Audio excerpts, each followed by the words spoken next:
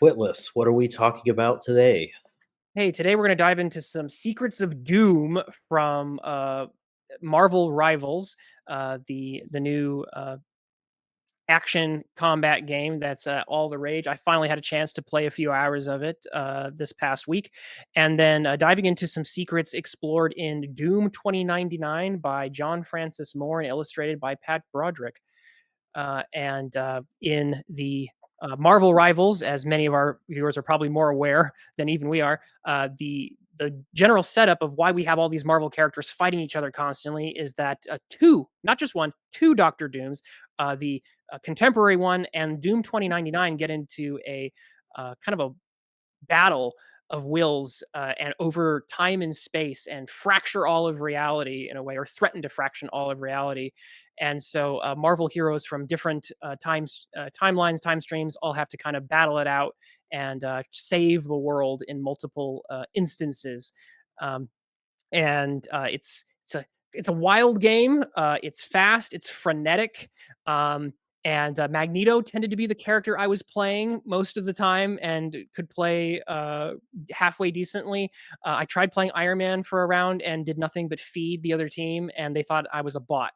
So I actually did halfway decent with Magneto. We won a couple times, but I love Doctor Doom as a character, and I love Doom 2099. It's a series I've collected and read for years, so I'm definitely very much looking forward to this. In this issue, we get Doom. Uh, our regular version of Doom has apparently time traveled into the future, into the year 2099, which is way further away back when this comic was written in the 90s. And it's a little closer now. And this very dystopian future of Latveria that is ruled over by the cyborg Tiger Wild. He's taken over, and Doom tries to kind of reestablish his dominance and finds out that the times have changed, and he's not quite ready for what he may not be quite ready for the challenges of the future. Yeah, what I liked about the comic and how it relates to the game is the Doom that time travels seems to be a younger version of Doom than actually the Doom that appears in the regular Fantastic Four series. He's unscarred, and he goes into the future and gets his scars by, fighting this new ruler of his home world, and then becomes Doom 2099. So, where exactly is the modern day Doom in all of this mess? Like, it feels like a very early iteration of the Chronoverse, and there's like entanglement going on here where different dooms are overlapping when they shouldn't be. So I don't know.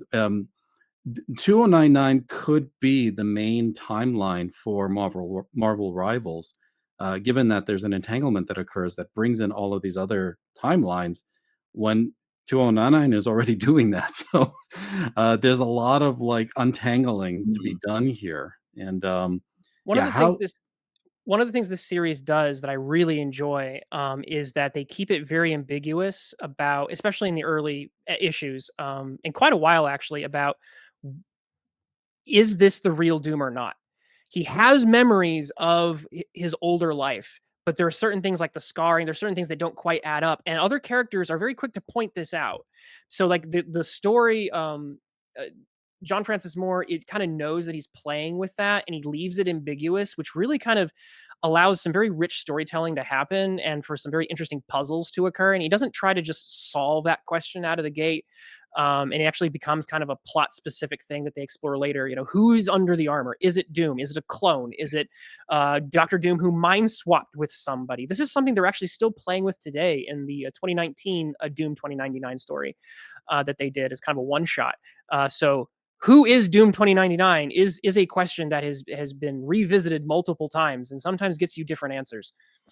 well his Yeah, his I like this idea in this issue where Doom is the few people who do recall who Doom was is are also able to point out what how he's physically different, and so they're going to make him into the Doom that they believe he once was, which is kind of interesting.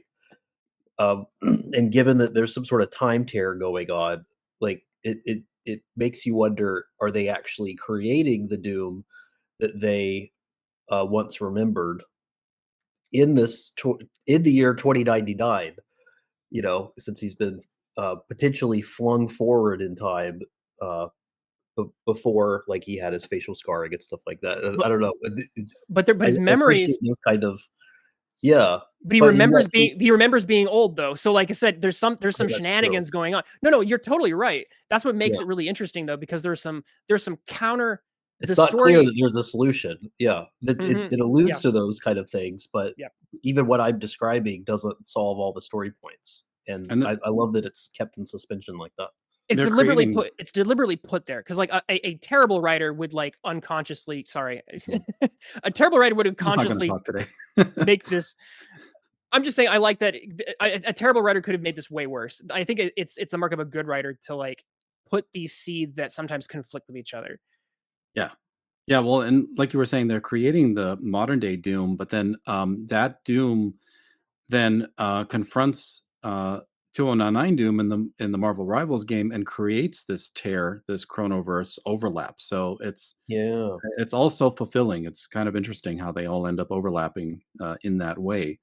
So you also mentioned that there was a mystery of whether or not this Doom is actually Reed Richards. Is that also another possibility? Yeah, that's something they teased in the 2019 one shot. It was that Chip Zdarsky, I think, might have done that one. And there was a it's not again settled, which is one of the things that was good about that particular issue. But there is it's kind of teased, it's kind of suggested, or there's an implication that maybe Reed Richards may have been involved in the accident that flung Doom 2099 into the future. Again, this is a bit of Mm. retconning, but it was actually the way it was handled wasn't too bad. It didn't conflict too much with the established lore of 2099. And so this spin was that is it possible that Reed Richards got mind swapped with Doctor Doom? Because Doctor Doom very very early on is established. He learned this from I think he learned it from some like passing aliens that were they the ovoids or something, and they were like, "Hey, we have this technique that allows us to never die, and we can basically mind swap and just put our brain into someone else's head." And Doctor Doom's like, "Hey, cool, can I learn? Can you teach me how to do that?" And they were like, "Sure, because we're totally like we totally trust you." And I'm serious. This is totally what happens. And so it led to that very famous story where Doctor Doom mind swaps with Reed Richards, pretends to be Reed, and then causes some problems there for the Fantastic Four.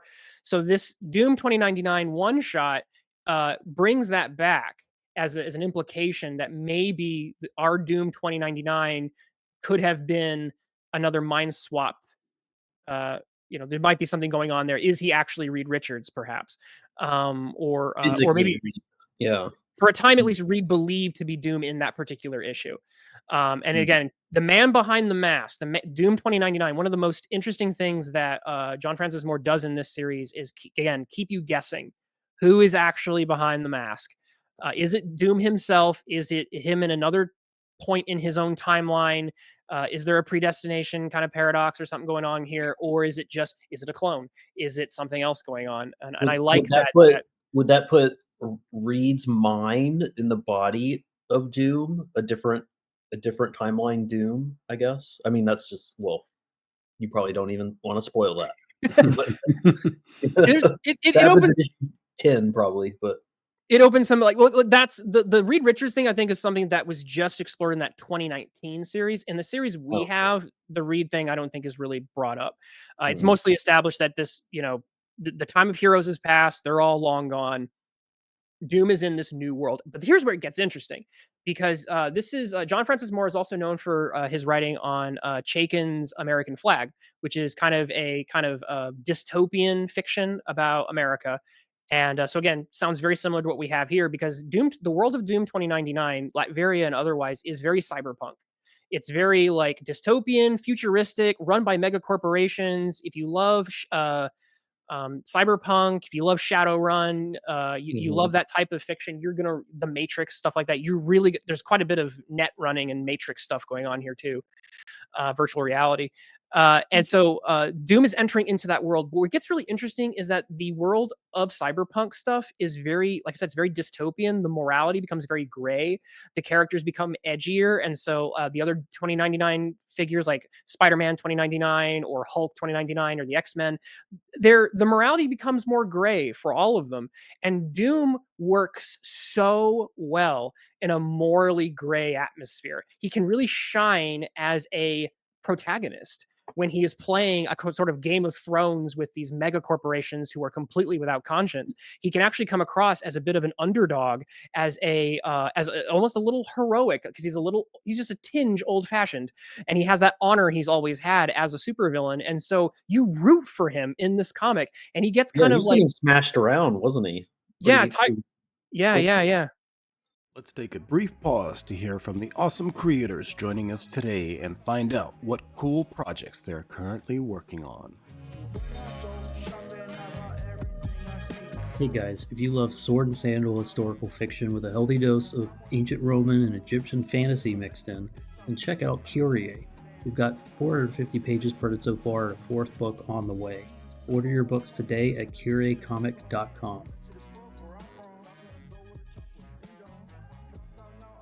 Modern day, classic superhero storytelling. Get The Adventures of Omega Girl, issues 1 through 5, now on Indie Planet. Thank you to our awesome creators, and now back to the video. So it's great. Does it go into at all how the world of 2099 is being established in this book, or do we have to go all the way back to Ravage 2099 to figure out what the origin of that particular timeline is? So Doom 2099, I think, kind of assumes that you're maybe a little more familiar with that. I think it just kind of jumps in. But it's Latveria, right? So it's jumping into the Latveria side. So it doesn't feel too. I mean, I felt like walking into it, I didn't need a guide, I guess, because, like I said, we're getting the Doom's country, right? His ruined castle, his ruined nation. So it's very contained to that. I think some of the other Marvel 2099, like I think the Spider-Man set in New York again still. So you have in some ways, a different world really between the two of them, just existing in this general continuity. Yeah, unfurling a little bit of the lore of how 2099 that timeline gets established sounds interesting because there's a lot of entanglement happening there, and I'd really Mhm. like to dive into it a little bit further as we discuss Marvel Rivals and how a lot of this timeline is going to impact that game and the characters that are in it, as well as some of the other timelines in the Chronoverse, the current timeline, the Mosaic timeline, and of course the final timeline where everything is collapsing and the world is ending, and how all of those converge within that game. So definitely a lot more to unpack in the secret lore of Marvel Rivals revealed in this ongoing review series we'll be doing. Yeah, so, final thoughts on the game/comic. Slash comic. What do you think? Twitless, let's start with you. The game's okay. I think it's just maybe not quite the game that appeals to me. I did play some Team Fortress 2 back in the day. It's kind of like that. The sort of like, you jump in, you get killed, you jump in again 5 seconds later, just try to rack up maximum amount of kills. I'm more of Mhm. the League of Legends player. I like a little more of the RPG mechanics, a little more the pace being a little more slower, a little more strategic. This is very frenetic. But it's very popular. I can undeniably. I did enjoy playing as Magneto. That was fun. If I can't play as Doom yet, I can't wait till Doom becomes a playable character, and he'll definitely have a great 20. You already know what his first two skins are, right? His classic skin, his Doom 2099 skin. It's already pre-made for you. I do love the 2099 outfit. It's not. It's just different enough and just similar enough. So I do look forward to that. Obviously, I think it's surprising no one. I really love this comic.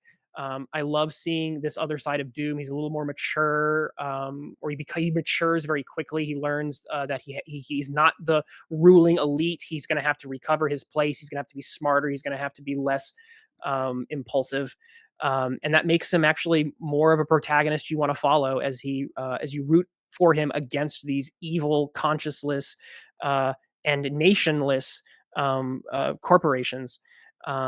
So, like I said, just you end up like I said, that's something they stick with for a good chunk of the series. So definitely, if you are interested in Marvel Rivals and like Doctor Doom, definitely check out Doom 2099, and it does give you some additional lore to like for and connect with for the game as well. Well, Red, how about yourself? What are your final thoughts? I really enjoyed the comic as well. I'm actually a fan of John Francis Moore. I think I read his X Force stuff, and typically he's a pretty competent writer. This one does a lot of interesting things with timelines. It seeds a lot of fascinating mysteries, and then puts Doom in this unsettling environment where he's not quite as powerful as he's accustomed to, and he has to adjust and grow and survive and reclaim his throne, which is a really interesting arc for the character to undergo. How this relates all to the game is also really fascinating. I enjoy the game. I played quite a bit with Spider Man, and I'm looking forward to seeing how the combined power elements work, where you can use the symbiotes, power, passing it along between Venom and Carnage, and using that to attack people. I liked going through the lore for each character, and that's really a treasure hunt. You're piecing together Right. all these elements of the storyline, and trying to figure out the lore of the entire world and the history and what exactly happened and what the characters' place and their futures are going to be as they go through this kind of action setting, arena style shooter. That's been really fun to delve into. But what we're doing here is we're going to be taking little elements from comic history and exploring much further where the basis for a lot of those character interactions and character histories are, by delving deep into the long boxes for the truth and the revealed histories, the revealed secret histories of a lot of these storylines. So that's all been a lot of fun to do, and I'm looking forward to doing a lot more, especially if everything is going to be as high quality as Doom 2099 was. Thank you very much for checking out the video. Subscribe, like, and stay tuned for more.